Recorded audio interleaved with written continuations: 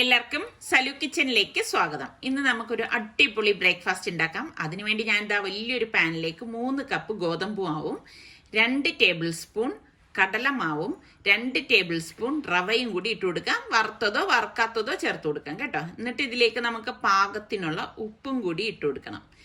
അതിനുശേഷം നമുക്ക് 1 teaspoon chilli ഫ്ലേക്സും ഏകദേശം ഒരു 1/4 കപ്പ് മല്ലിയില നന്നായിട്ട് പൊടിയായിട്ട് അരിഞ്ഞെടുത്തതും 2 ടേബിൾ സ്പൂൺ നെയ്യും കൂടി ഇതിലേക്ക് ഇട്ട് കൊടുക്കാം. എന്നിട്ട് ഇനിയിപ്പോൾ ഇതെല്ലാം കൂട്ടിയിട്ട് നല്ലതുപോലെ ഒന്ന് യോജിപ്പിച്ചു കൊടുക്കാം. അപ്പം നമ്മൾ പുട്ടിനൊക്കെ പൊടി നനയ്ക്കത്തില്ലേ, ആ ഒരു രീതിയിലാണ് നമ്മൾ ഇതൊന്ന് മിക്സ് ചെയ്തെടുക്കണം. ആ നെയ്യും എല്ലായിടത്തും വരത്തക്ക രീതിയിലൊന്ന് മിക്സ് ചെയ്ത് കൊടുത്താൽ മതി. പിന്നെ ഞാൻ ഇതുപോലെ കൈകൊണ്ട് എല്ലാം കൂടി ഒന്ന് മിക്സ് ചെയ്ത് കൊടുക്കണം. അപ്പോഴാണ് എല്ലായിടത്തും ഒരേപോലെ നമുക്കിത് കിട്ടത്തുള്ളൂ. അപ്പോൾ ഇതെല്ലാം മിക്സ് ചെയ്ത ശേഷം ഇനി നമുക്ക് വേണ്ടത് ചോറാണ്. ഞാനിവിടെ 1 കപ്പ് ചോറ് എടുത്തിട്ടുണ്ട്. അത് ഞാൻ മിക്സിയുടെ ജാറിലേക്ക് ഇട്ടിട്ട് 1 കപ്പ് വെള്ളവും കൂടി ഇതിലേക്ക് ഒഴിച്ചിട്ട് നന്നായിട്ടൊന്ന് അരച്ചെടുക്കുകയാണ് ചെയ്യണത്. അപ്പോൾ ചോറിൽ ഇത് തയ്യാറാക്കുമ്പോഴാണ് നല്ല ടേസ്റ്റ് ഉണ്ടാവണം കേട്ടോ. ഇതുപോലെ അരച്ചെടുക്കണം. എന്നിട്ട് നമുക്ക് ഈ ചോറിൻ്റെ കൂട്ട് ഈ മാവിലേക്ക് ഇതുപോലെ ഒഴിച്ചു കൊടുത്ത് കുഴച്ചെടുക്കണം. മൊത്തത്തിൽ ആദ്യമേ അങ്ങ് ഒഴിച്ചേക്കരുത്. ഇതുപോലെ കുറേശ്ശെ വേണം ഒഴിച്ചെടുക്കാൻ. അല്ലാതെ നമ്മൾ പച്ചവെള്ളം ഉപയോഗിച്ചല്ല ഇത് കുഴച്ചെടുക്കുന്നത്. അപ്പോൾ ഇതുപോലെ നമ്മൾ കുഴച്ച് വരുമ്പോൾ നമുക്ക് മനസ്സിലാവും ഇനി എത്ര ഇതിലേക്ക് ഒഴിക്കണം എന്നുള്ളത്. അതിനനുസരിച്ച് ഒഴിക്കാവും. ഇതിപ്പോൾ ഫുള്ള് എനിക്ക് കറക്റ്റ് മെഷർമെൻ്റാണ് ഞാനിപ്പോൾ ഈ പറഞ്ഞത് കേട്ടോ. ഫുള്ളായിട്ട് ഒഴിച്ചിട്ട് ഇതുപോലെ ഒന്ന് കുഴച്ചു കൊടുക്കണം. അപ്പം നല്ല സോഫ്റ്റ് ആയിരിക്കും കേട്ടോ.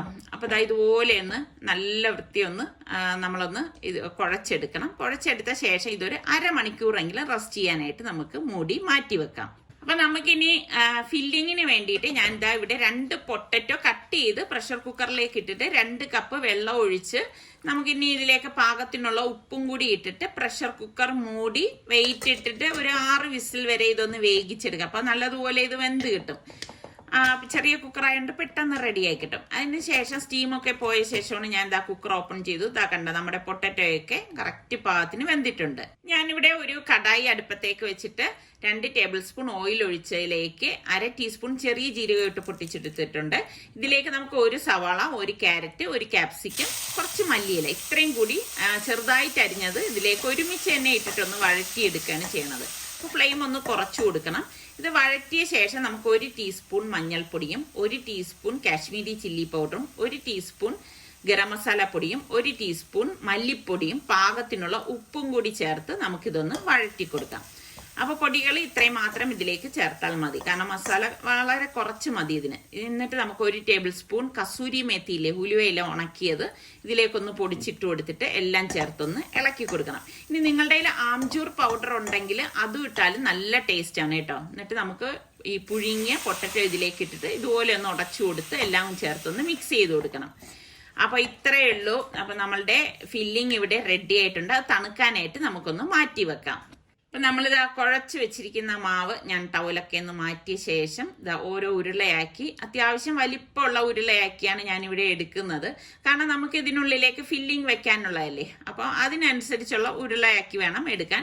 ഇതൊക്കെ നിങ്ങളുടെ ഇഷ്ടത്തിനനുസരിച്ച് എടുക്കാം. എന്നാലും അത്യാവശ്യം ഈ ഒരു വലിപ്പത്തിലെങ്കിലും എടുക്കണം. എങ്കിലേ നമുക്ക് കറക്റ്റായിട്ട് ഫില്ലിങ് ഇതിലേക്ക് വെക്കാനായിട്ട് സാധിക്കത്തുള്ളൂ.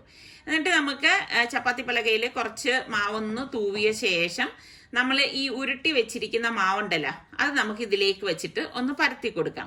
അപ്പം നമ്മൾ എപ്പോഴും കുട്ടികളൊക്കെ സ്കൂളിൽ പോകുന്നവരൊക്കെ ആകുമ്പോഴേക്ക്, അല്ലെങ്കിൽ ഓഫീസിൽ ജോലിയൊക്കെ ഉള്ളവരാകുമ്പോൾ ഉള്ള ചിന്ത എന്ന് വെച്ചാൽ രാവിലെ എന്ത് ഉണ്ടാക്കും എന്നൊക്കെ ഇങ്ങനെ ഓരോരോ ചിന്തകളാണല്ലേ. എന്നും ഇപ്പം നമുക്ക് പുട്ടും അല്ലെങ്കിൽ അപ്പം ഒക്കെ ഉണ്ടാക്കുമ്പോൾ അവർക്ക് ഒരു മടുപ്പായിരിക്കും. ഇപ്പം ഈ കറിയൊന്നും ഇല്ല എന്നുണ്ടെങ്കിൽ ഈ ഒരു രീതിയിൽ ഇപ്പോൾ ഒരു പൊട്ടറ്റോയോ ഒരു ക്യാരറ്റോ ഒക്കെ ഉണ്ടെങ്കിൽ നമുക്ക് ഈ ഒരു രീതിയിൽ തന്നെ ഉണ്ടാക്കിയെടുത്താൽ കറിയുടെ പോലും ആവശ്യമില്ല. അപ്പം നമ്മളിതൊന്ന് പരത്തിയിട്ട് ഇതിൻ്റെ സെൻറ്ററിലേക്ക് നമുക്ക് ഈ മസാലക്കൂട്ട് വെച്ച് കൊടുക്കാം. പിന്നെ നമുക്ക് ഇഷ്ടമുള്ള മസാലക്കൂട്ട് ഇതിലേക്ക് വെച്ച് കൊടുക്കാം കേട്ടോ. അല്ലാതെ ഇന്നത് തന്നെ വേണം എന്നൊന്നും യാതൊരു നിർബന്ധവും ഇല്ല. പിന്നെ കുട്ടികൾക്കൊക്കെ ഇതുപോലെ ചീസൊക്കെ ഇഷ്ടമായിരിക്കും. അപ്പം ഞാൻ കുറച്ച് ചീസ് ഇതിലേക്കൊന്ന് വെച്ച് കൊടുക്കുകയാണ്. അതൊക്കെ നമ്മളുടെ മനോധർമ്മം അനുസരിച്ച് ഓരോന്ന് ചെയ്യാവുന്നതാണേ. എന്നിട്ട് ഞാൻ 2 സൈഡും ഒന്ന് ഫോൾഡ് ചെയ്ത് കൊടുക്കുകയാണ്. ഇതുപോലെ ഒന്ന് മടക്കി കൊടുക്കും. മടക്കി കൊടുത്ത ശേഷം വീണ്ടും ഇതുപോലെ മറു സൈഡ് 2ഉം ഇതുപോലെ ഒന്ന് വീണ്ടും ഒന്ന് മടക്കി കൊടുക്കുമ്പം ഇതുപോലെ കിട്ടും. അപ്പം നമുക്ക് ഇനിയിപ്പം അതാ ഇതുപോലെയാണ് ഇരിക്കുന്നത് കേട്ടോ. ഇനി ഇതൊന്ന് പരത്തിയെടുക്കണം. പണ്ടിവിടെ മക്കളൊക്കെ ചെറുതായിരുന്ന സമയത്തൊക്കെ ഞാൻ ഒരുപാട് ബ്രേക്ക്ഫാസ്റ്റ് റെസിപ്പികൾ നമ്മുടെ സലു കിച്ചണിൽ ഇട്ടിട്ടുണ്ടായിരുന്നു. നിങ്ങൾ പഴയ വീഡിയോസിലൊക്കെ ഒന്ന് പോയി ഒരു 5-6 വർഷം ബാക്കിൽ പോകണം കേട്ടോ. കഴിഞ്ഞാൽ ഒരുപാട് നല്ല നല്ല ബ്രേക്ക്ഫാസ്റ്റ് വീഡിയോസൊക്കെ ഒത്തിരി ഇട്ടിട്ടുണ്ട്. അന്ന് ഇവർക്ക് സ്കൂളിൽ പോകാൻ വേണ്ടിയിട്ടൊക്കെ ഓരോന്ന് ചെയ്യുന്നതാണ് കേട്ടോ. അപ്പൊ ഇത് നിന്നിട്ട് നമുക്ക് ഇതുപോലെ കുറച്ച് മാവും തൂവിയിട്ടൊന്ന് പരത്തി കൊടുക്കണം കേട്ടോ. അതിന്റെ ഉള്ളിലെ മസാല വെളിയിലേക്ക് അധികം വരാത്ത രീതിയിൽ ഒന്ന് പരത്തിയെടുക്കണം. ഒരുപാട് തിന്നാവാനായിട്ട് നിൽക്കണ്ട, എന്നാൽ ഒരുപാട് തിക്കാവുകയും ചെയ്യരുത് കേട്ടോ. ഒരുപാട് തിക്കായി കഴിഞ്ഞാൽ നമ്മൾ കഴിക്കുമ്പോൾ ഭയങ്കര കട്ടി തോന്നും. അപ്പൊ അങ്ങനെ വരാനും പാടില്ല. ആ ഒരു രീതിയിൽ വേണം നമ്മൾ പതിയെ ഒന്ന് പരത്തി കൊടുത്താൽ മതി. നമ്മൾ ചോറ് കൊണ്ട് കുഴക്കുന്നത് കൊണ്ട് തന്നെ ഇത് ഈസി ആയിട്ട് നമുക്കിത് പരത്തിയെടുക്കാൻ സാധിക്കും കേട്ടോ. കണ്ട, ഈ ഒരു രീതിയിലാണ് നമ്മളിത് പരത്തിയെടുക്കുന്നത്. അപ്പൊ ഞാൻ ഇനി ഒരെണ്ണം കൂടി ഇതുപോലെ ഒന്ന് കാണിച്ചു തരാം. അപ്പൊ രണ്ടാമത്തെ ഞാൻ ഒന്നും കൂടി കാണിച്ചു തരാം. ഒന്നുമില്ല, നമ്മൾ ഇതുപോലെ ഒന്ന് പരത്തണം. അതിന്റെ സെന്ററിൽ നമ്മുടെ ഫില്ലിംഗ് വെക്കണം. കുറച്ച് ചീസ് ഇതുപോലെ വെച്ച് കൊടുക്കണം. പിന്നെ 4 സൈഡും ഇതുപോലെ ഒന്ന് മടക്കിയെടുക്കണം. എളുപ്പമല്ലേ ഇത് ഉണ്ടാക്കിയെടുക്കുക. ഇനിയിപ്പം സ്കൂള് വിട്ടൊക്കെ കുട്ടികൾ വരുന്ന സമയത്തായാലും നമുക്ക് ചൂടോടുകൂടി ഉണ്ടാക്കി കൊടുക്കാൻ പറ്റും. ഇനി നമുക്ക് ഇത് കുറച്ച് മാവ് ചപ്പാത്തി പലകയിലൊന്ന് തൂവിയ ശേഷം നമുക്കിതൊന്ന് പരത്തി കൊടുക്കണം. അത്രയേ ഉള്ളൂ സംഭവം. അപ്പം എപ്പോഴും നമ്മൾ ഇത് ചൂടോടുകൂടി കഴിക്കുന്നതാണ് ടേസ്റ്റ് കൂടുതൽ കേട്ടോ. പിന്നെ ഇതിന്റെ കോമ്പിനേഷനായിട്ട് തൈരിൽ മുക്കി കഴിക്കാൻ നല്ല രുചിയാണ് കേട്ടോ. അപ്പൊ പാൻ ചൂടാകുമ്പോഴേക്ക് കുറച്ച് നെയ്യൊന്ന് ഞാൻ ബ്രഷ് ചെയ്ത് കൊടുക്കുന്നുണ്ട്. എന്നിട്ട് നമുക്ക് പരത്തിയ മാവ് ഇതിലേക്ക് വെച്ച് കൊടുക്കാം. ഫ്ലെയിം ഒന്ന് കുറച്ച് വെച്ചിട്ട് നമുക്ക് മീതെ വേണമെങ്കിൽ കുറച്ച് നെയ്യ് ഇതുപോലെ ഒന്ന് ബ്രഷ് ചെയ്ത് കൊടുക്കണം. ഇതൊക്കെ കുട്ടികൾക്ക് നല്ല ഇഷ്ടമാവും കേട്ടോ. എൻ്റെ ഒരു സൈഡ് റെഡി ആകുമ്പോൾ നമുക്ക് പതുക്കെ ഒന്ന് മറിച്ചിട്ട് കൊടുക്കണം. ഇങ്ങനെ തിരിച്ച് മറിച്ചു വിട്ടാണ് നമ്മളിത് റെഡിയാക്കി എടുക്കുന്നത്. അപ്പൊ വെറുതെ ഒരു ചപ്പാത്തി കഴിക്കുന്നതിനേക്കാളും നമുക്ക് ഈ ഒരു രീതിയിൽ ഉണ്ടാക്കിയെടുക്കുകയാണെങ്കിൽ വേറെ കറികളുടെ ഒന്നും ആവശ്യമില്ല. ഒരു റൈത്ത ഉണ്ടെങ്കിൽ അത് മാത്രം മതി കേട്ടോ. അല്ലെങ്കിൽ ഇതിന്റെ കൂട്ടത്തിൽ നിങ്ങൾ കുക്കുംബറോ തക്കാളിയോ ഒക്കെ കട്ട് ചെയ്ത് കുട്ടികൾക്ക് കൊടുത്താലും അതിന്റെ കൂട്ടത്തിലും ഇത് കഴിക്കുമ്പോൾ നല്ല ടേസ്റ്റ് ആണ് കേട്ടോ. അപ്പൊ നമ്മള് ഇതിൽ നെയ്യ് ഇതുപോലെ ഒന്ന് ബ്രഷ് ചെയ്ത് കൊടുക്കുമ്പോ തന്നെ ഇതിങ്ങനെ പൊങ്ങി വരും കേട്ടോ. അപ്പൊ ഇത് ഞാൻ നേരത്തെ പറഞ്ഞതുപോലെ ചൂടോടുകൂടി കഴിക്കാൻ തന്നെ അടിപൊളി ടേസ്റ്റ് തന്നെ ആയിരിക്കും. കുട്ടികൾക്കൊക്കെ എന്തായാലും ഇഷ്ടപ്പെടും കേട്ടോ. കുട്ടികൾക്കെന്നല്ല വലിയവർക്കും ഇത് ഇഷ്ടപ്പെടും. അപ്പം ധൃതിയിൽ ഇപ്പൊ നിങ്ങൾ രാവിലെ ഓഫീസിലൊക്കെ പോകാൻ നിൽക്കുന്നവരാണെങ്കിൽ ഒരുപാട് കറികളൊന്നും ഉണ്ടാക്കാൻ സമയം കിട്ടിയെന്ന് വരില്ല. ഒരുപാട് തിരക്കിന്റെ ഇടയിലായിരിക്കും നിങ്ങൾ നിൽക്കുന്നത്. ആ ഒരു സമയത്ത് നമുക്ക് ഉണ്ടാക്കിയെടുക്കാൻ പറ്റുന്ന നല്ല ഒരു പലഹാരമാണ്. എന്തായാലും നിങ്ങൾ എല്ലാവരും ഇത് ഉണ്ടാക്കി നോക്കി കഴിച്ച് വീട്ടുകാരുടെ അഭിപ്രായം ചോദിച്ച ശേഷം എനിക്കൊന്ന് കമന്റ് ചെയ്യണം കേട്ടോ, മറക്കരുതേ. ഇത് കണ്ടോ, അടിപൊളിയാണ് ഇന്നത്തെ ബ്രേക്ക്ഫാസ്റ്റ്.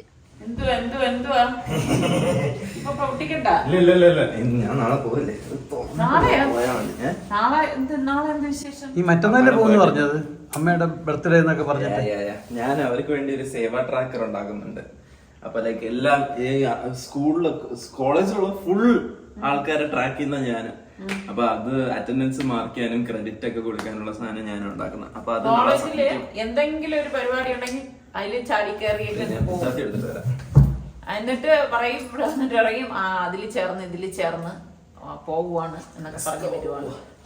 സത്യം പറഞ്ഞ എന്ന് പോണെന്നറിയോ, ഒക്ടോബർ 9 10 നേരത്തെ അങ്ങ് സ്ഥലം കാലിയാക്കാൻ ഉദ്ദേശിക്കുകയാണ്.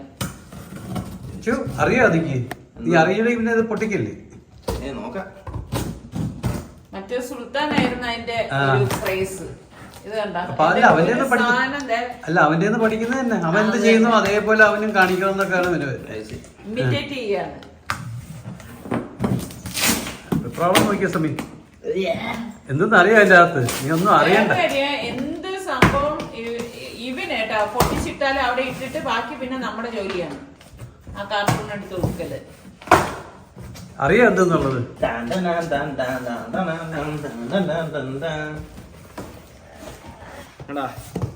ഇതാണ് അഗാറോ ഫുഡ് മസാജർ. ഇനിയിപ്പോ കാലം വെച്ചിട്ട് ഇരുന്നാ മതിയല്ലേ? കാണിച്ചു തരാം. ഓക്കെ,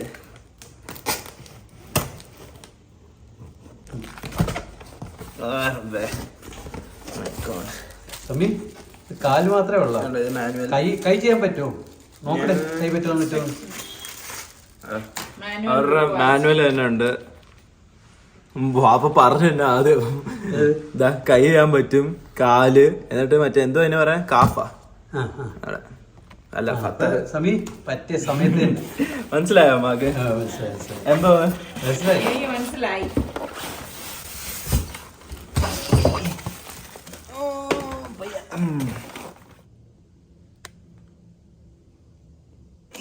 ബട്ടൺ നമുക്ക് അഡ്ജസ്റ്റ് ചെയ്യാൻ പറ്റും എങ്ങനെ വേണമെന്ന് വെച്ചാൽ.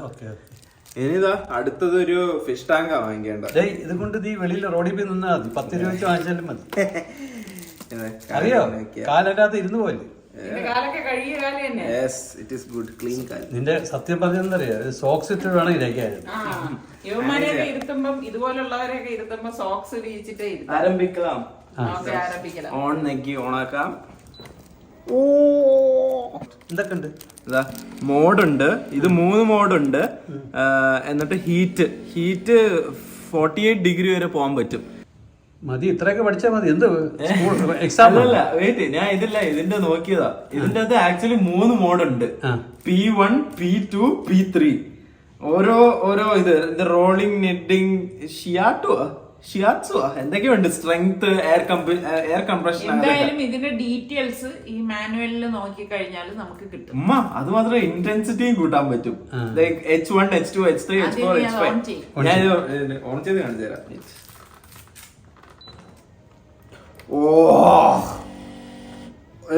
ഇങ്ങനെ കുത്തുന്ന പോലെ താഴെ നമ്മളെ ശരീരത്തിന്റെ എല്ലാ ഞരമ്പുകളുടെയും എല്ലാത്തിന്റെയും ആവാസ കേന്ദ്രമാണ് സമീ. അതല്ലേ കാൽപാദത്തിന്റെ അടിയിലല്ലേ? കാൽപാദമാണ് നമുക്ക് സ്പൈനൽ കോഡും എല്ലാത്തിനും കൺട്രോൾ റൂം അവിടെ നിന്നാണ് പറയുന്നത്. അതിനാണ് ചില ചെരുപ്പൊക്കെ ഉണ്ടല്ലോ സമയം അങ്ങനത്തെ. അതായത് നമ്മുടെ കാലിന്റെ പാദം മുതൽ ഉച്ചി വരെ ഏതോ ഒരു നേഴ്സ് ഉണ്ട്. എനിക്ക് അതിനെ കുറിച്ച് കൂടുതൽ ഡീറ്റെയിൽ ഒന്നും പറയാൻ അറിയില്ല. അറിയുന്നവരൊന്ന് കമന്റ് ചെയ്താൽ മതി. സംഭവം കൊള്ളാം. ഞാൻ കണ്ടെടുത്തുള്ള ഒരു കാര്യമുണ്ട്. ഇവന് കോളേജ് അടയ്ക്കുമ്പോഴേ ഒരു പണി കൊടുത്താലോ എന്ന് ഇരിക്കുകയാണ്. ഇതുകൊണ്ട് എവിടെയെങ്കിലും എക്സിബിഷൻ എവിടെയെങ്കിലും ഉണ്ടെങ്കിൽ 10 രൂപ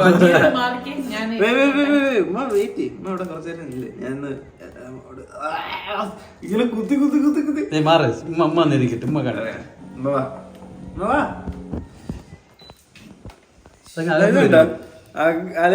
അകലെ പോകുന്ന ഞാനൊരു 5-6 സോക്സ് വാങ്ങിച്ചു വെക്കാൻ പോണം. നിങ്ങളെല്ലാം കയറുമ്പം കാലൊക്കെ വൃത്തിയുള്ള. വേറെന്തറിയോ, ഇത് കൈയും വെക്കാന്നല്ലേ പറഞ്ഞത്.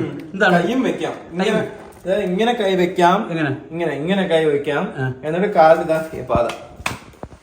അതെ, ഈ എപ്പോഴും എല്ലാവരുടെയും കാല് ഒരുപോലെ ഇരിക്കില്ലല്ലോ. ഈ പറഞ്ഞ കറക്റ്റ് ആണ്. സോക്സ് ഒക്കെ ഇട്ടിട്ട് അടിപൊളി സാധനം. ഇതിപ്പോ ഏത് മോഡാ വെച്ചിരുന്നത്? P1. ഈ P1 മോഡ് വെക്കുമ്പോഴേക്ക് ശരിക്കും പറഞ്ഞ അടിയിൽ നമ്മൾ ഈ മാനുവലായിട്ട് നമ്മൾ കണ്ടിട്ടില്ല, ഇങ്ങനെ ഗോലി പോലെയുള്ള സംഭവം ഇങ്ങനെ നമ്മളിങ്ങനെ ഉരുട്ടി കാൽപാദം ഉരുട്ടിയാണ് ചെയ്യണത്.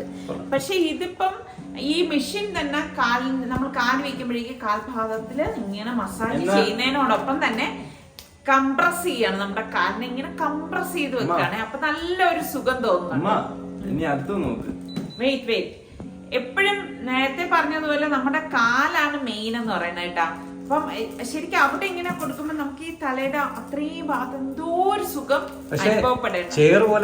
അടിപൊളിയായിരുന്നു അല്ലേ? അപ്പൊ എന്തായാലും ഇതിന്റെ ഡീറ്റെയിൽസ് ഞാൻ ഡിസ്ക്രിപ്ഷൻ ബോക്സിൽ കൊടുത്തിരിക്കാം. ഇപ്പൊ ആർക്കെങ്കിലും ഒക്കെ പ്രയോജനപ്പെട്ടാലോ. എനിക്ക് ഈ ഒരു മോഡാണ് ഇഷ്ടപ്പെട്ടത് കേട്ടോ. കാരണം ഇതിന്റെ നമ്മുടെ കാൽപ്പത്തിയുടെ അടിഭാഗം നന്നായിട്ട് മസാജ് ചെയ്യുന്നുണ്ട്. അതിങ്ങനെ ശരിക്കും നന്നായിട്ട് മസാജ് ചെയ്യുന്നെന്ന് പറഞ്ഞാൽ നല്ലതുപോലെ മസാജ് ചെയ്യുന്നുണ്ട്. നമുക്ക് കുറച്ച് ഈ വിമാനപ്രായത്തിലൊന്നും വേണ്ട, നമ്മളൊക്കെ പ്രായം എത്തുമ്പോ ഇതുപോലൊക്കെ ഉണ്ടെങ്കിൽ നമ്മുടെയൊക്കെ പ്രായത്തിലൊക്കെ ഇത് അടിപൊളിയാണ് കേട്ടോ. സൂപ്പർ. കൊച്ചു പിള്ളേരൊക്കെ ആകുമ്പോ അവർ ഓടിയും ചാടിയൊക്കെ ചെയ്താൽ മതി. അതൊക്കെയല്ലേ അതിന്റെ ഒരു രസം.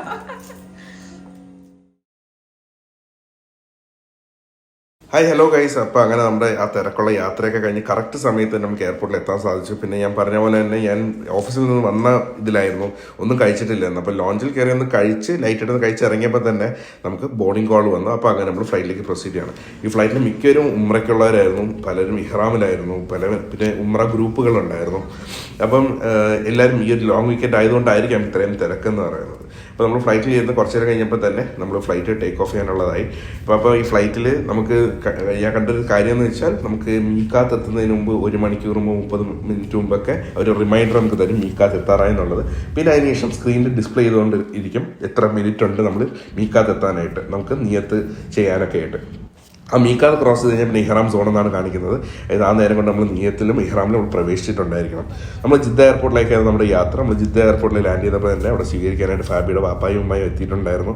അപ്പോൾ അവരുടെ ഒപ്പം നേരെ മക്കയിലേക്ക് പോയി ഹോട്ടൽ ചെക്ക് ഇൻ ചെയ്ത് സുബയോട് നമുക്ക് അപ്പം തന്നെ നമ്മൾ ഹോട്ടലിൽ നിന്ന് ഇറങ്ങി സുബയെ നമുക്ക് ഹറം പള്ളിയിൽ നിസ്കരിക്കാൻ സാധിച്ചു.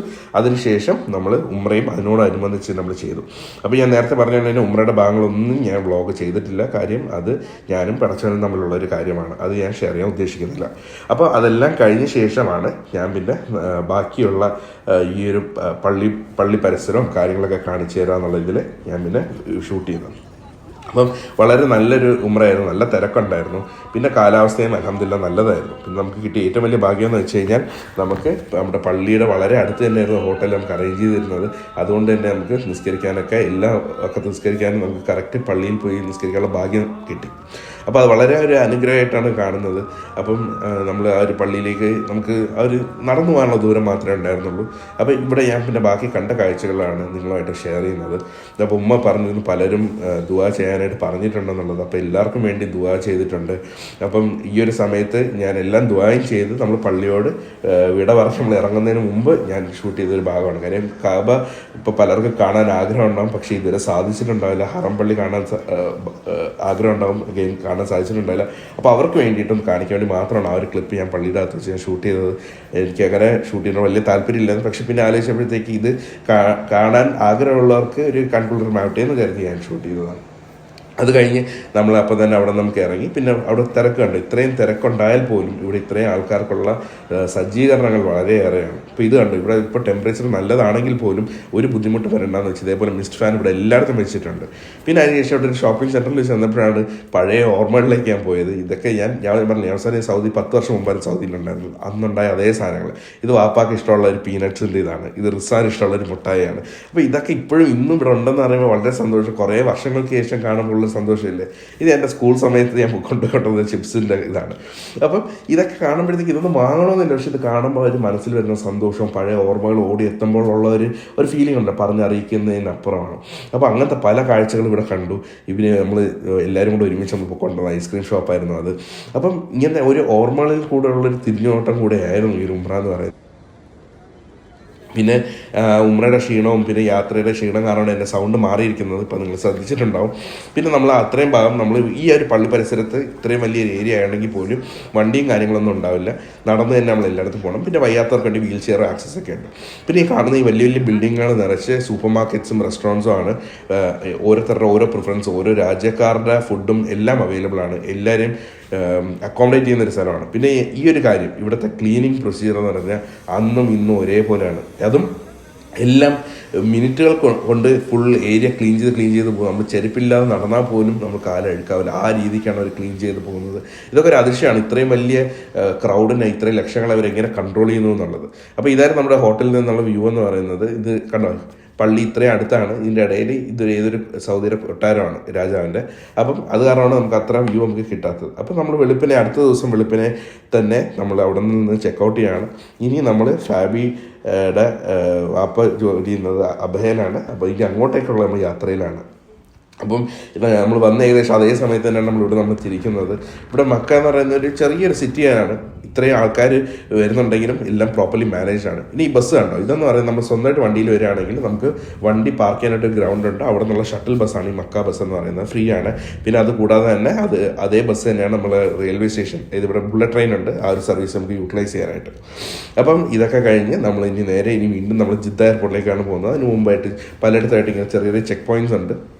അപ്പോൾ ഇതൊക്കെ കടന്ന് നമ്മൾ കറക്റ്റ് ജിദ്ദ എയർപോർട്ടിലെത്തി. അപ്പോൾ ഇവിടെ നിന്നും നമ്മൾ 4 പേരുമാണ് നമ്മൾ യാത്ര തുടരുന്നത്. ഉംറ നല്ല രീതിയിൽ ചെയ്ത് തീർക്കാൻ പറ്റിയൊരു സന്തോഷം ഉള്ളിലുണ്ടായിരുന്നു. ഒരു സമാധാനം കുറേ നാൾക്ക് ശേഷം വീണ്ടും എത്തി.